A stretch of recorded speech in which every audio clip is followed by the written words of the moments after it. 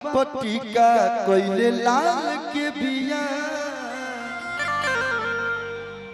माथवा पटिका कोइले लाल के बिया पगली दीवानी महाकाल के बिया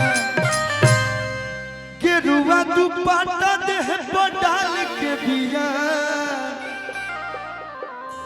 एक लड़की है, वो लड़का से पूछा थिया कि इतना खुश तू काहे बड़ो?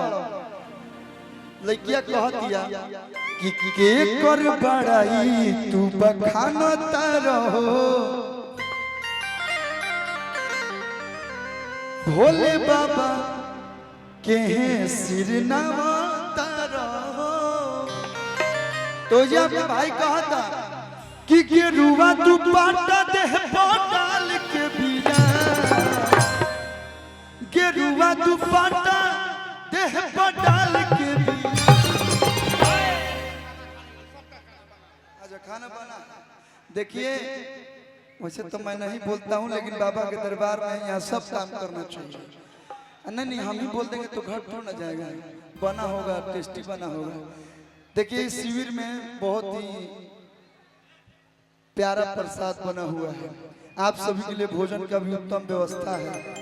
तो जितने भी बम जी लोग हैं, खाली बम जी लोग जो बाबा को जल चढ़ाने जा रहे हैं, आप लोग आह बाप अच्छा रुक जाए, अच्छा भैया भैया भैया जाए दो, आप लोग कृपया भोजन ग्रहण कर सकते हैं। सभी बम जी, सारी सुविधा निःशुल्क है बम जी, आप आइए और बगल से रास्ता भोजन ग्रहण कीजिए। प्रशासन से इधर लोकल जो भैया बम इधर, आप लोग इधर से हट जाइए ताकि बम जी सब भोजन के ग्रहण कर सके। भैया कि गेरुआ दुपट्टा देह पर डाल के बिया, कि माथवा पटिका कोइले लाल के बिया, पगली दीवानी महाकाल के बिया, माथवा पटिका कोइले लाल के बिया, पगली दीवानी महाकाल के बिया।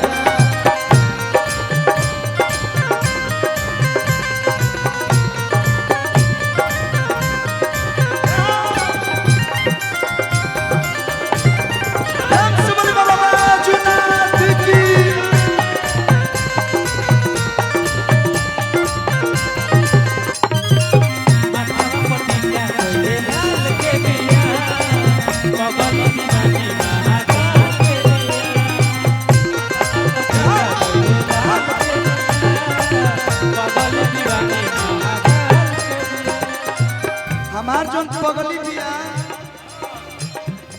धीरे धीरे, अब तो मेरा बियाह हो गया तो मेरी मेहरारू ही मेरी सब कुछ है, लेकिन जिसका शादी नहीं हुआ है उसकी जो पगली है, यानी कि आजकल नया जमाने में गर्लफ्रेंड लोग बोल रहे हैं, ओकर बड़ाई करता। उत्तर हेले सोरा घरी बाबा में लीन हो, सोरा घरी बाबा में,